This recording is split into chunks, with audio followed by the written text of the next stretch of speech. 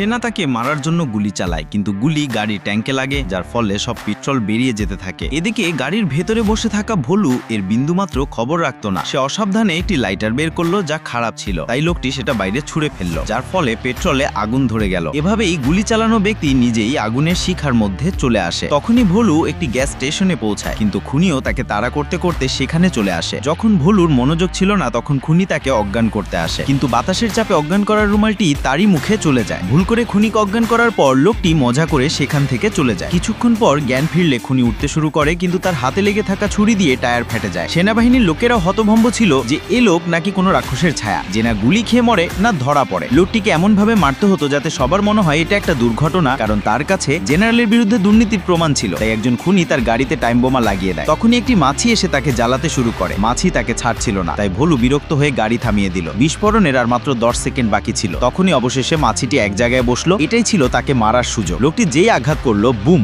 দূরে দাঁড়িয়ে থাকা সিপাহী বলল যে বিস্ফোরণে মানুষ তো দূরে থাক, ভূতও বেঁচে থাকতে পারবে না। কিন্তু লোকটির একটি আচরও লাগেনি। সে মজা করে ট্যাক্সি নিয়ে বাড়ি পৌঁছালো এবং প্রতিবেশীকে বলল যে তোমার গাড়ি একটা বিস্ফোরণে উড়ে গেছে। এবার সেনাবাহিনীর লোকেরা তার বিরুদ্ধে মিথ্যে মামলা করে তাকে গ্রেফতার করিয়ে দিল। তাকে চেয়ারে বসিয়ে বলা হলো যে এবার তোমার খেলা শেষ। এটা শুনে তার খুব রাগ হলো। সে তার শক্তি ব্যবহার করে দড়ি ছিঁড়ে দিল এবং জানালা দিয়ে নিচে ঝাঁপিয়ে পড়ল। তখনই একজন সিপাহী পতাকার দড়িতে ফেসে উপরে উঠে গেল এবং জানালার কাছে দাঁড়িয়ে থাকা জেনারেলের উপর আছড়ে পড়ল। একজন সিপাহী তার দিকে বন্দুক তাক করলো, তখন লোকটি দড়ি ছিঁড়ে দিল, যার ফলে উপরে ঝুলে থাকা সিপাহী তাদের উপরই পড়ে গেল। সুযোগের সদ্ব্যবহার করে ভোলু সেখান থেকে পালিয়ে গেল এবং সবার সামনে দেয়াল টপকে চলে গেল। বাইরে গাড়িতে তার পরিবার অপেক্ষা করছিল, তাই লোকটি তাড়াতাড়ি চাবি ঘোরালো। এটা দেখে তার স্ত্রী বলল যে বোকা, তুমি যাত্রীর দিকে বসে আছো। এটা শুনে দুজনেই নিজেদের জায়গা বদল করলো এবং এবার সঠিক জায়গায় চাবি ঘোরানোতে গাড়ি চালু হলো। রাতে যখন সবাই বাড়ি পৌঁছালো, তখন তারা জানতো না যে মৃত্যু তাদের জন্য অপেক্ষা করছে। এই লোকগুলো আওয়াজ না করে পা টিপে টিপে চলছিল, কিন্তু দুজন সেনা সদস্য তাদের দেখে ফেললো। তারা একটি তীর ছুড়লো, কিন্তু সেটি থামের মধ্যে আটকে গেল। ছেলেটি যখন সেটি বের করার চেষ্টা করলো, তখন পুরো থামটি ভেঙে নিচে পড়তে শুরু করলো এবং তখনই সেই থামটি সিপাহীদের মাথায় পড়লো, যার ফলে তারা মাটির নিচে দেবে গেল।